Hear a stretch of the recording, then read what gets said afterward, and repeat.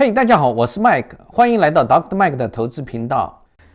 今天是2022年3月28号周一。在今天这个视频，我们首先快速的回顾一下美股大盘的走势分析，然后呢，在个股方面，我们聊一聊 Apple 的 iPhone SE 减产对它的影响，特斯拉也将第二次的拆分股票对它基本面股价的影响。另外呢，也跟大家分享一下 NIO 也是如期开始交付它的 ES7 的轿车。希望对大家有所帮助。OK，let's go。市场呢继续关注俄罗斯对乌克兰战争的一个发展。两国之间的和平谈判呢将在本周继续进行。两国代表团呢将在今天前往土耳其。根据克里姆林宫发言人的告诉记者的言论呢，两边的这个和谈很可能在明天周二恢复。我们这里也是希望两边的和谈呢取得一些进展。而在油价方面呢，近期因为地缘政治冲突大涨以后呢，今天出现了一个下跌。美国的西德克萨斯中质油 WTI 原油期货呢是下跌了8个百分比左右，达到了105美元左右。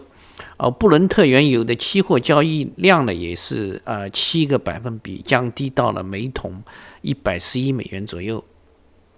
市场也是继续密切关注美联储的一个情况。此前呢，鲍威尔曾经扬言要对通胀持一个更加强硬的或者说鹰派的态度，并表示呢，加息的时候呢可能会变得更加激进。所以呢，目前华尔街从高盛到美国银行都认为今年美联储的会议上有可能将会加息半个百分比，比原来的0.25个百分比的幅度要大。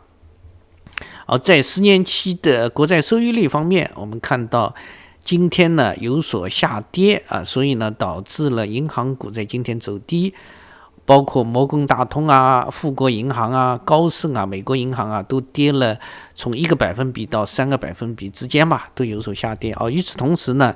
对科技股呢有所提升，从而呢帮助了纳斯达克今天呢有所上涨，也是和这个10年期国债收益率有关系。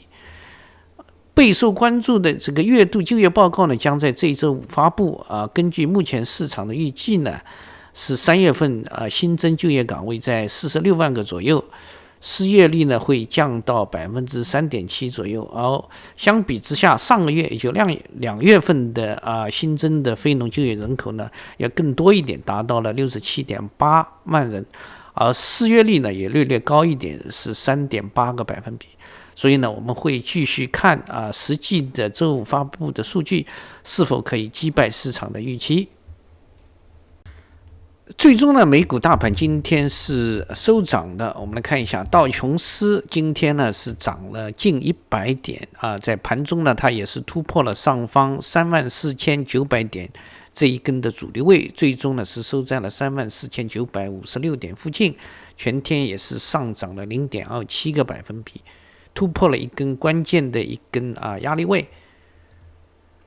标普500呢，我们看到今天在下跌的过程中在达到5日均线的时候呢，明显得到了支撑，然后呢恢复一个上涨的态势。全天呢总共是上涨了 0.71个百分比是收在了4576点附近。纳斯达克呢，由于我前面提到的原因包括10年期的美国国债收益率今天是大涨。那么它曾经也是一度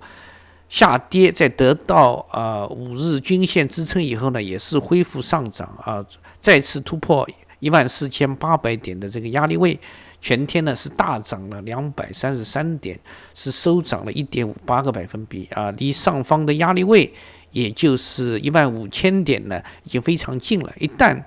纳斯达克可以重新站回15000点的上方，那将它会重新回到一个调整区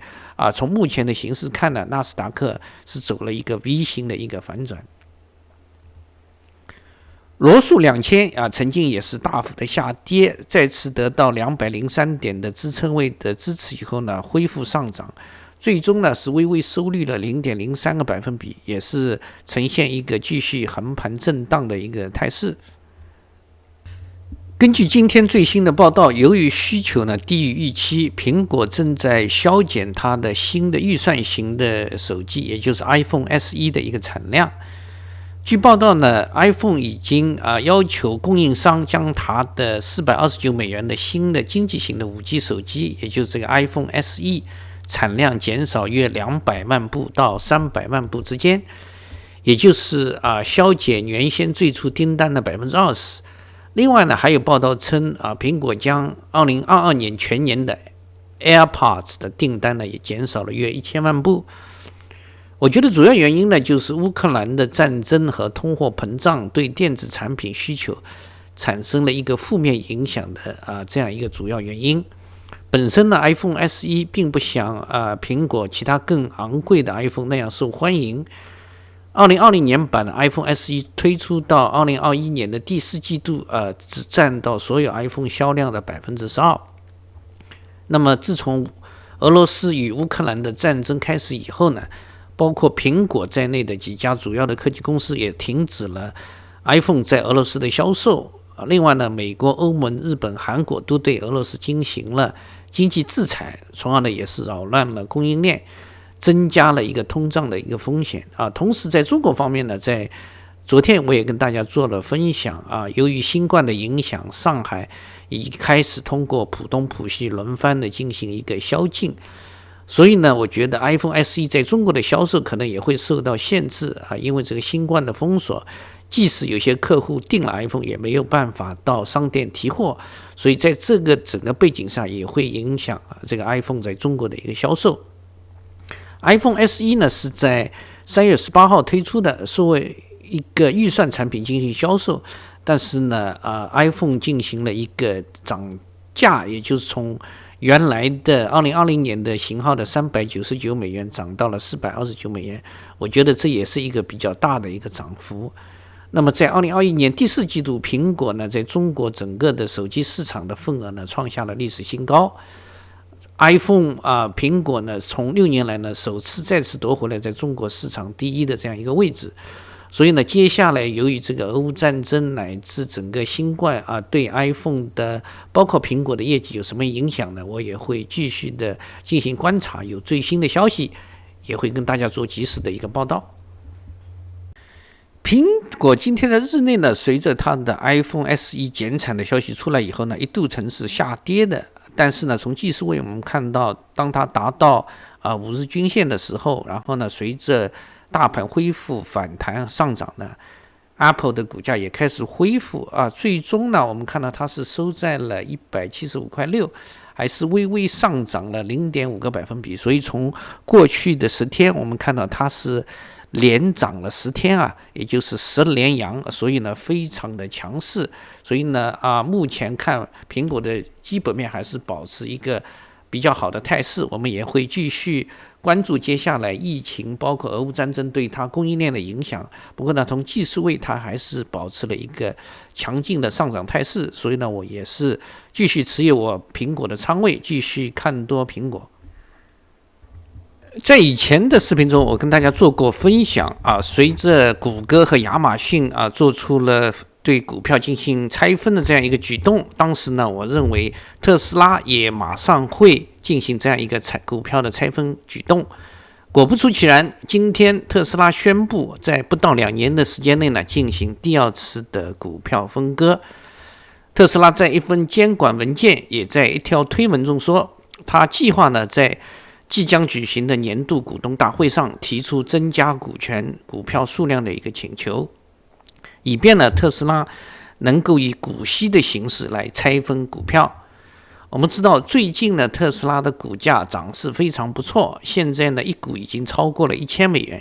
所以呢对许多的普通散户来讲，1000块钱的股票一股还是非常的贵。那么从基本面来讲呢，特斯拉也正在快速的一个成长。我们知道上周特斯拉也在德国刚刚正式启动了它第一家欧洲的 Gigafactory 总共将雇用12000名员工，每年要生产至少50万辆的电动汽车。随着它的股价的飙升另外呢，它的基本面方面电动车的需求非常强劲。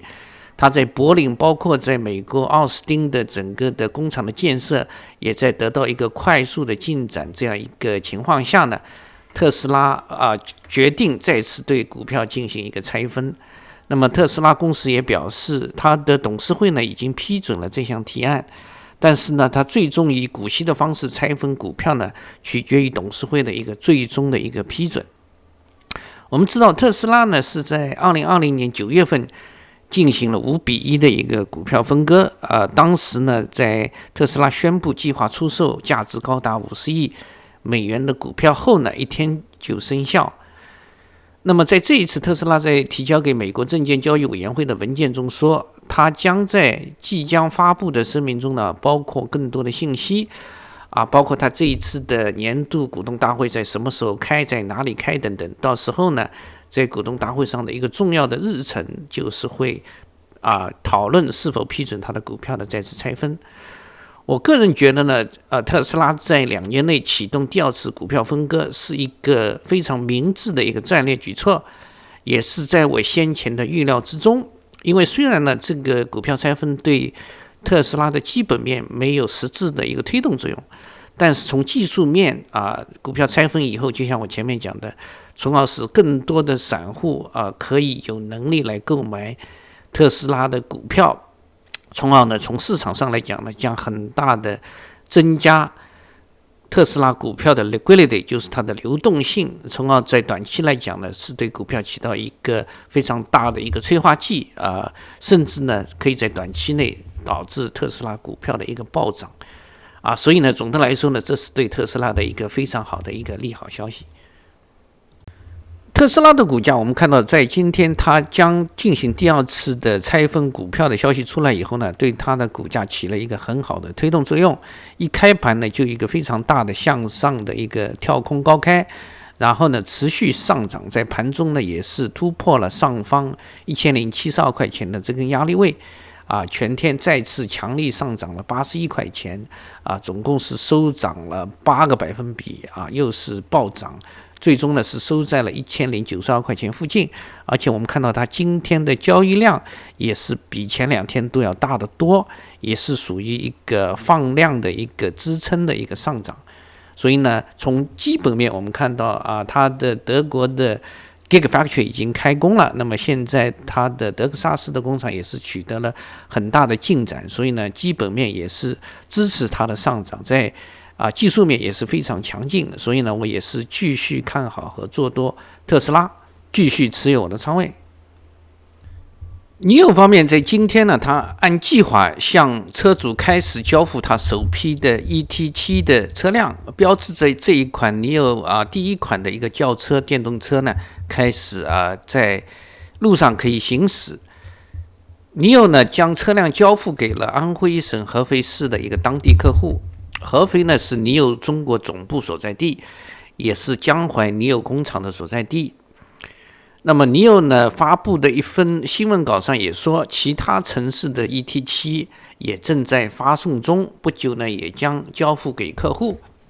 我们知道 ET7 呢是NIO 2.0 平台的第一款车型具有 NAD， 也就是 NIO 的自动驾驶功能，它将采用 ADAS， 也就是自动驾驶的订购模式，预计呢将在今年的第4季度逐步开始允许订购。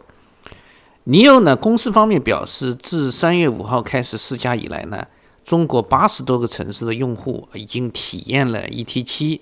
而且呢，李斌在他的电话会议中也提到，试驾订单的转化率也是超过了他的预期。目前为止呢，NIO没有公布今天的一个交付的数量，但是呢，从屏幕上方的这个照片可以看出来，它在合肥的制造基地呢，可能已经停放了数百辆的 ET7 的新车。这款车呢，给客户提供了2个版本即普通版和首发版。补贴前的价格呢，分别在 44.8 万元人民币和 52.6 万元人民币。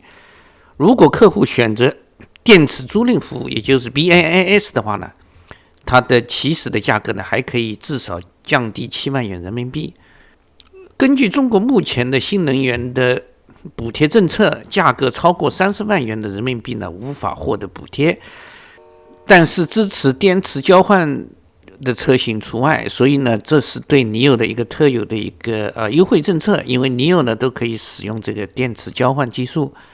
所以呢，消费者在购买 ET7 的时候呢，还可以获得补贴。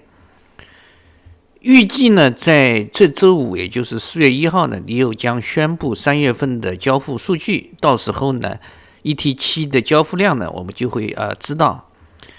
不过呢，在昨天的我发了一个帖子，也跟朋友们做了报告。上海呢，从今天开始分阶段进行封城，这呢，我觉得还是会影响到 ET7 的一个初始的交付速度。我们知道上海呢，首先从浦东，从周一3月28号5点钟开始封锁，一直到周五的5点钟所以呢，我们知道。特斯拉的上海工厂呢，正好在浦东，所以呢会对特斯拉造成影响。然后呢，是从4月1号3点钟到4月5号的3点钟，也就是下一周呢，将是从浦西开始封城正好是NIO的全球总部的所在地，所以呢势必也会对NIO造成影响。所以呢，我个人估计，由于这个新冠的影响呢，ET7 的产能可能需要一段时间呢，才可以恢复到一个正常的一个水平。所以呢，由于它现在刚刚开始交付，我对4月1号这个交付量的需求并不是太高，所以估计呢近期的交付量会比较低。但是呢，对整个的市场意义来讲呢，毕竟这是NIO的第一款基于 NT 2.0 的车型上市，而且呢是一款轿车，所以呢也非常期待。NIO我们看到它的 ET7 的交付呢，也对它的股价起到了推动作用。我们知道周五呢，它的股价是收在了21天均线之下。今天带着这个好消息的推动下NIO的股价也是首先突破了21天均线的压力位，然后呢继续上涨，接着再次突破5日均线，全天呢是上涨了1.3块也是大涨了6.53个百分比，最终呢是收在了21.2块。从它的交易量呢，我们看到它的交易量还算正常吧，虽然不算特别大属于一个正常的水平所以呢我也是继续看好它的基本面朝着它的正确的轨道在向前迈进它的技术位也还不错，所以呢也是继续做多和持有我NIO的一个仓位。好的，这是今天的视频。如果您喜欢今天的视频，不要忘了点赞。如果您还没有，请点击视频下方订阅我的频道。打开小铃铛，您可以在第一时间收到我新的视频的通知，转发并且评论，谢谢。我们下个视频再见。